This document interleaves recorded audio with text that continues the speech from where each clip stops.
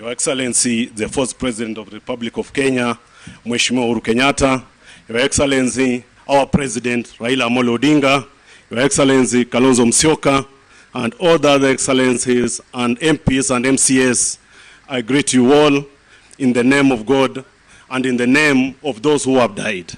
My name is John Wanguba Mkoya. I stand here on behalf of the young people who have been killed in this country.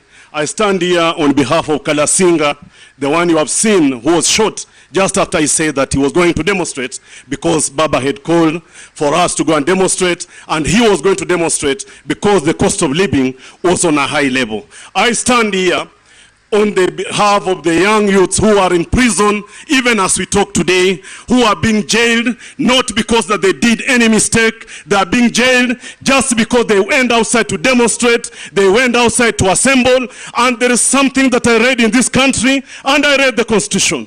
If I believe in the Constitution, I read somewhere, there's freedom to assemble, there's freedom to picket, there is freedom to actually demonstrate. But these young youths are being held in prison. These young youths are being killed, not because of anything. They are being killed because they asked that the food was high, because they asked that they are sleeping hungry, because they asked that their justice has to be delivered. That is why that William Ruto ensured that his goons, who are the police in name, killed these young youths. That is why we are here.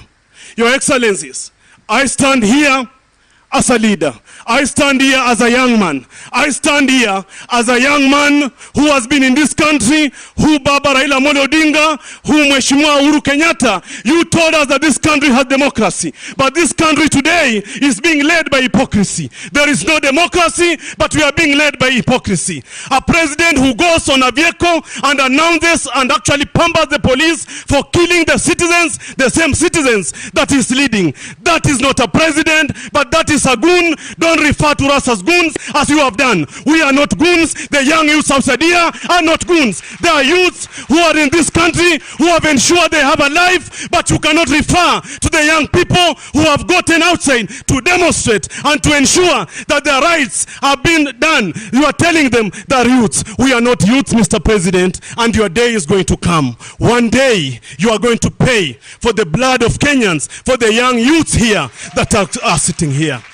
Mr. President, I want to ask you, I have seen a child here who is 7 years or 6 years. You have said that that child is also a goon. Where was that child demonstrating? What are you trying to plant in that child? When that child grows up, he will have scars of actually a tear gas. That child will wake up one day and that child will show the Kenyan people that we tear gassed him when he was young. Mr. President, I want to tell you today, as we stand here, you are going to hand us down, you are going to kill us, the young people, but we are telling you, you are not going to kill the spirit. The spirit that we have is not going to die. We are going to stand with that spirit to ensure that what Baba Raila Amolo Odinga started, what Mheshimiwa Uhuru Kenyatta left, this young youth president, these young youths, Mr. Ruto, they don't need to be killed, they need jobs. Mheshimiwa Uhuru Kenyatta left kazi kwa vijana. Can you give these young people jobs? They are not going to demonstrate.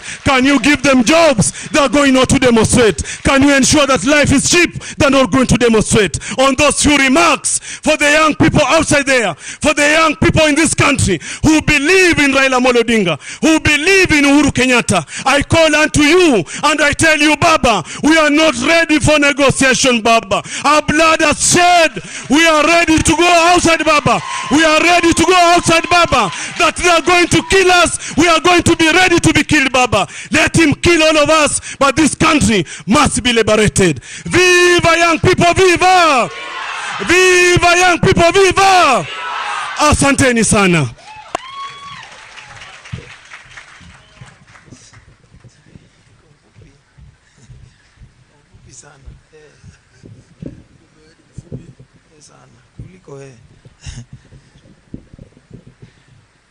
Okay, habari zenu. Bwana sifiwe. Salamu alaykum. Marasta wale wako hapa, boom boom. Asanteni sana. Kwa baba yangu